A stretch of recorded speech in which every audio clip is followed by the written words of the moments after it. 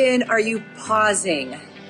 I'm sure that life is very, very busy and that you're moving really fast and you are doing a lot. How often are you pausing? I am reading the book right now, Radical Acceptance, and it is incredible. And what I am challenging you to do is to pause more often and to just check in with, what are you thinking? What are you feeling? What is happening in your body? What is happening in your chest, in your heart, your breathing, your throat, your muscles, to just pause and check in.